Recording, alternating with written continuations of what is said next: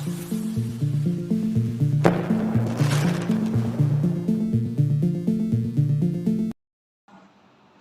दोस्तों, मैं हूं अस्पित चौहान और आप देख रहे हैं आपका अपना YouTube चैनल।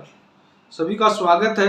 आज का जो महत्वपूर्ण मुद्दा है वो रीट 2018 को लेकर बहुत से साथी अलग अलग अपने लेवल पर अलग अलग क्वेश्चन पूछ रहे हैं।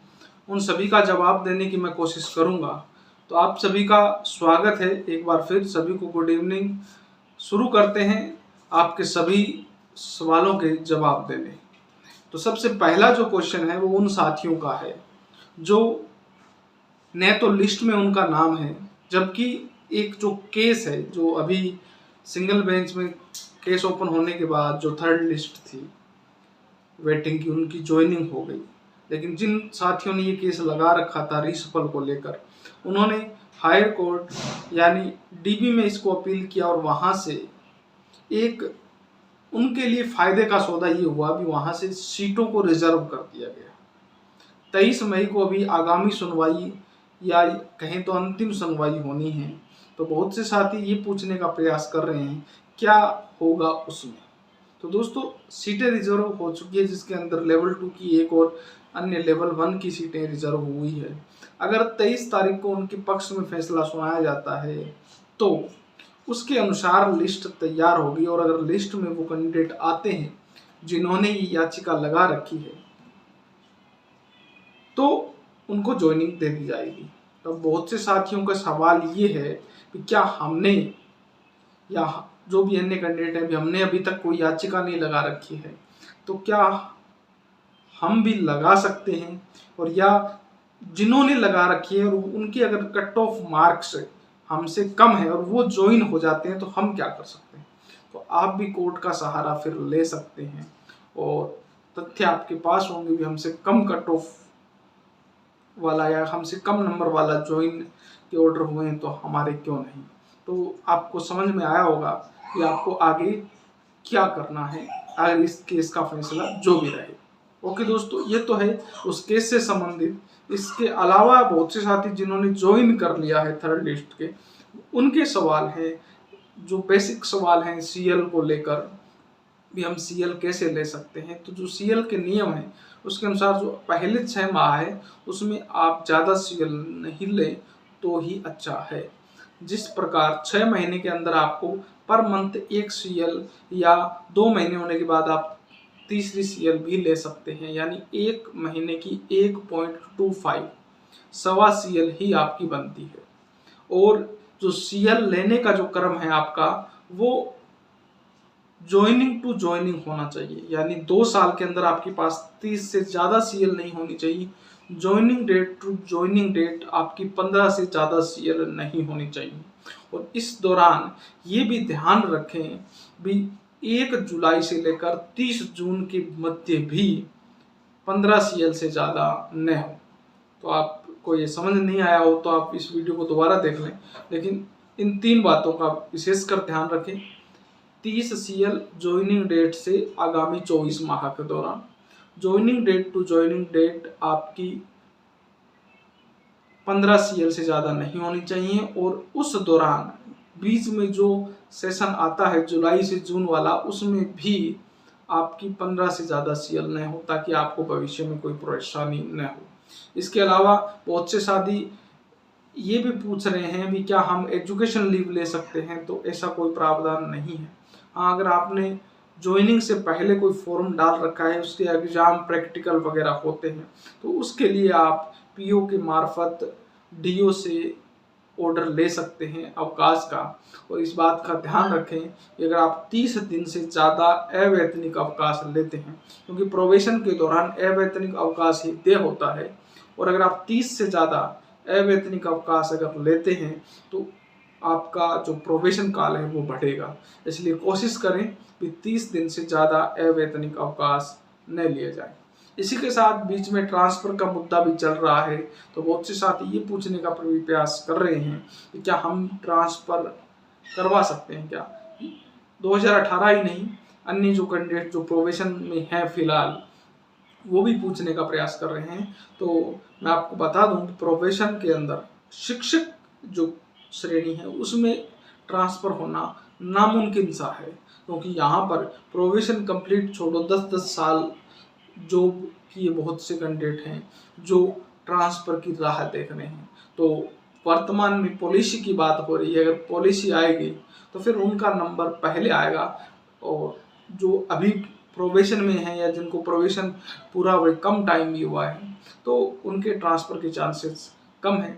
और एक बात जो महत्वपूर्ण रहती है ट्रांसफ़र के अंदर, वो रहती है भी आपका ज़िला कौन सा है और उस ज़िले में आपके सब्जेक्ट की सीटें कितनी खाली हैं।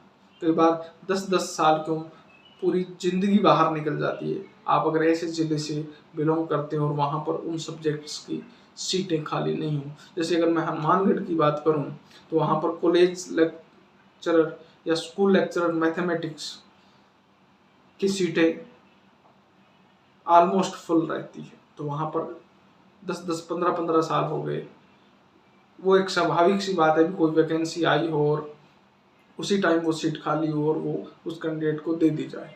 तो ये थी ट्रांसफ़र की बात। अब मैं बात करता हूँ आपके लोशनल लाभ को लेकर।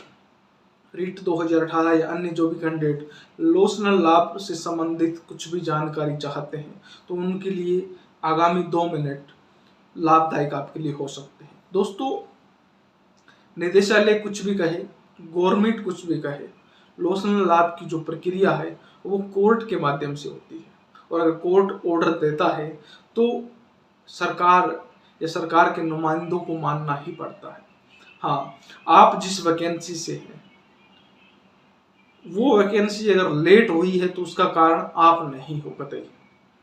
मान लो आपने एग्जाम एक साथ दिया और एक कैटेगरी ऐसी है जिन्होंने ज्वाइनिंग आपसे साल या 2 साल पहले कर ली और उसी वैकेंसी की अन्य लिस्टें निकलती हैं और फिर आपका नंबर उसी वैकेंसी के अंदर आता है लेकिन 3 साल बाद आता है, तो उसमें गलती आपकी नहीं है, ये सिस्टम की गलती है। आप सिस्टम को या सरकार को जल्दी करना था, लिस्टें जल्दी निकालनी थी, जल्दी ज्वाइनिंग देनी थी, तो उसमें कैंडिडेट का कोई दोष नहीं होता। तो उस दौरान अगर आप कोर्ट केस करते हैं तो निश्चित रूप से कर्मचारी को फायदा होता है और लोशनल लाभ दिया जाता है।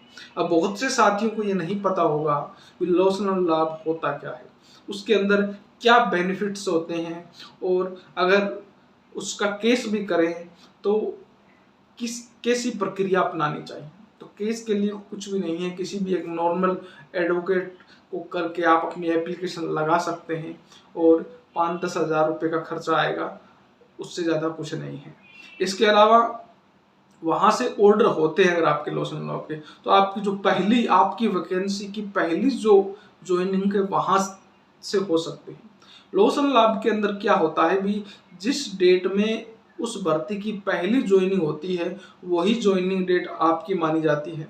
हाँ, आपको प्रोबेशन करना पड़ेगा 2 साल, लेकिन उसके बाद जैसे किसी कैंडिडेट ने 3 साल बाद ज्वाइन किया और एक कैंडिडेट ने 3 साल पहले ज्वाइन किया, तो 3 साल पहले ज्वाइन किया है उसी की ज्वाइनिंग डेट 3 साल बाद ज्वाइन करने वाले को की मानी जाएगी। अब उसमें फायदा ये होगा कि जैसे ही आपकी 2 साल का प्रोबेशन पूरा होगा तो आपकी सर्विस 2 साल की न मानते हुए 2 + 3 5 साल की मानी जाएगी, और उस 5 साल उस 3 साल का जो इंक्रीमेंट है लगभग अध्यापक श्रेणी या द्वितीय श्रेणी के अंदर लगभग 3 साल के अंदर 4,000 के समथिंग इंक्रीमेंट लगते हैं, तो आपकी पर मंथ की सैलरी 3 से 4,000 रुपये बढ़ जाएगी। तो आप सपोज कर सकते हैं ये सैलरी लास्ट टाइम तक आप देखोगे तो कितना फर्क पड़ेगा। एक कर्मचारी अगर 3 साल लोशन लाभ लेता है तो उसकी सैलरी में अंतिम समय तक 15 से 20 लाख रुपए का फायदा होता है। तो 10,000 रुपये लगाने में कोई नुकसान नहीं है। हाँ, कई वैकेंसी जैसे 2016 में निदेशालय ने ऑर्डर भी कर रखे हैं भी हम किसी भी प्रकार का लोशन लाभ नहीं देंगे, लेकिन फिर भी आपको कोर्ट की प्रक्रिया अपनानी चाहिए। मेरे को लगता है भी आपको लोशन लाभ का फायदा मिल सकता है। तो दोस्तों, ये था लोशन लाभ क्या होता है, कैसे आप इसको ले सकते हैं, आपको ये जानकारी कैसी लगी। इसके साथ ही अन्य मुद्दों पर भी चर्चा करते रहते हैं। ट्रांसपोर्ट को लेकर अभी सभी शिक्षक संगठन एक साथ आ रहे हैं, एक अच्छी पहल है, और अभी गवर्नमेंट भी कर्मचारियों के बारे में सोच रही है। तो उम्मीद करते हैं भी जल्द ट्रांसफ़र का फ़ायदा मिलेगा। पिछली वीडियो में मैंने आपको कही थी भी 2 लिस्टें आने वाली है। सेकंड लिस्ट जो है 2023 में आएगी। कई साथियों को समझ में नहीं आया, वो पूछ रहे थे साहब 2023 में कैसे होंगे ट्रांसफ़र।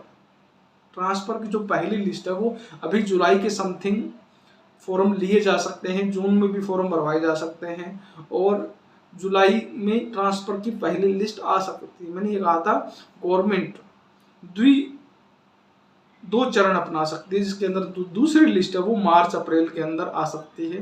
क्योंकि आपने देखा होगा वैकेंसी में भी गवर्नमेंट ऐसी करती है, अगर 20,000 की वैकेंसी निकालनी होती है 10,000 की पहले निकालती है और 10,000 की जब चुनाव होते हैं उस टाइम। तो चुनावी फायदा लेने के लिए गवर्नमेंट ऐसा कुछ कर सकती है। तो दोस्तों ये था आज का वीडियो कैसा लगा, हमसे जुड़े रहने के लिए आपका बहुत बहुत धन्यवाद। वीडियो अच्छे लगते हैं तो अपने साथियों के साथ भी शेयर करें। फिर मिलता हूँ एक नए वीडियो के साथ, तब तक जय हिंद, जय भारत।